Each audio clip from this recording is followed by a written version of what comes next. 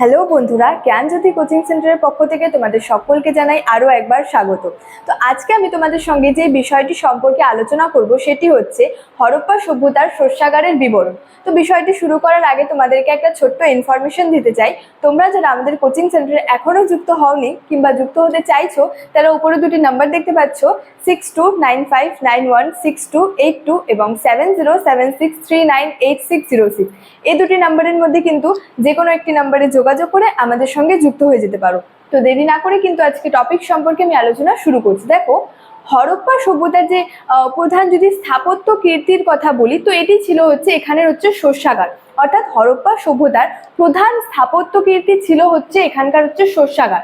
তো বলা হয়েছে হরপ্পা ও মহেঞ্জোদারোতে হচ্ছে দুটি শস্যাগার আবিষ্কৃত হয়েছিল এবং এই দুটি যে শস্যাগার আবিষ্কৃত হয়েছিল এটার হচ্ছে আকার এবং যে গঠন রীতি বা যে গঠন প্রণালী কিন্তু একই ধরনের ছিল, প্রায় একই ধরনের ছিল।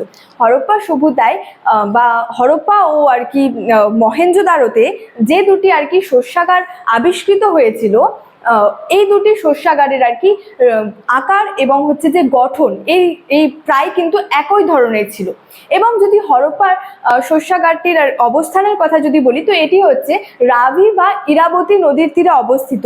এবং যদি এর আয়তনের কথা বলি, তো এটি হচ্ছে দৈর্ঘ্যে হচ্ছে 159 ফুট এবং দৈর্ঘ্যে হচ্ছে 169 ফুট এবং হচ্ছে প্রস্থে 135 ফুট। এবং এখানে এই শস্যাগারটিতে হচ্ছে কতগুলি গোলাকৃতির আর কি গর্তর কিন্তু পরিলক্ষিত হয়েছিল, অর্থাৎ গর্ত পাওয়া গিয়েছিল। তো এখানে ঐতিহাসিক মর্টিমার হুইলার কিন্তু এই যে গোলাকৃতির গর্তের মধ্যে কিন্তু গম, যবের দানা, তারপর হচ্ছে শস্যের যে খড়, এগুলি কিন্তু পেয়েছিলেন। তো এর থেকে তিনি মনে করেছিলেন বা তিনি অনুমান করেছিলেন যে এই যে শস্যাগার যে সংরক্ষিত যে শস্যগুলি ছিল বা শস্য যে ছিল, এখানে হচ্ছে ঝাড়াই, বাছাই এবং হচ্ছে মাড়াই করা হতো। এবং অর্থাৎ এখান থেকেই বলা হয়েছে যে শস্যাগারটি সংরক্ষিত যে আর কি সংলগ্ন স্থানে শস্য আর কি ঝাড়াই, বাছাই এবং হচ্ছে যে মাড়াই করা হতো। এবং বলা হয়েছে এখানে কতগুলি হচ্ছে ছোট ছোট ঘরের সন্ধান পাওয়া গেছিল। এবং বলা হয়েছে যে এই যে শস্যাগারে যে শস্য ঝাড়াই বাছাই যে করতো আর কি, যে শ্রমিকরা আর কি এই কাজগুলি করতো, এই শ্রমিকরা হচ্ছে যে এই যে ছোট ছোট ঘরের যে সন্ধান পাওয়া গেছিল, এই ছোট ঘরগুলিতে আর কি সেই শ্রমিকরা আর কি বসবাস করতো। এবং বলা যায় যে এই শস্যাগারটি আর কি এই ধরনের যে শস্যাগার প্রমাণ করে যে আধুনিক কালের যে শস্য যে মজুত এবং লেনদেন ব্যবস্থার মতো কিন্তু এই হরপ্পা সভ্যতায়ও এই অনুরূপ ব্যবস্থা প্রচলিত ছিল।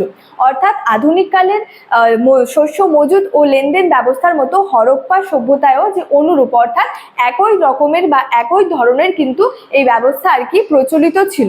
এবং অনেকের মতে বলা হয়েছে এই হরপ্পা সভ্যতার শস্যাগারটি আর কি আধুনিক কালের ব্যাংকের আর কি যে অনুরূপ বলা হয়েছিল, যে সেখানে বলেছে অনেকের মতে আর কি এই যে হরপ্পা সভ্যতার যে শস্যাগারটি ছিল আধুনিক ব্যাংকের মতো কিন্তু শস্য লেনদেন করত।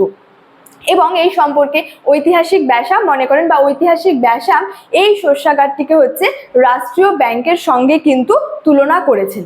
মানে ঐতিহাসিক ব্যাসাম যে ছিলেন তিনি হচ্ছে এই যে শস্যাগারটিকে আর কি রাষ্ট্রীয় ব্যাংকের সঙ্গে কিন্তু তুলনা করেছিলেন। তো স্টুডেন্ট, এই ছিল আজকে আমার হরপ্পার সভ্যতার যে শস্যাগারের সম্পর্কে আর কি আলোচনা।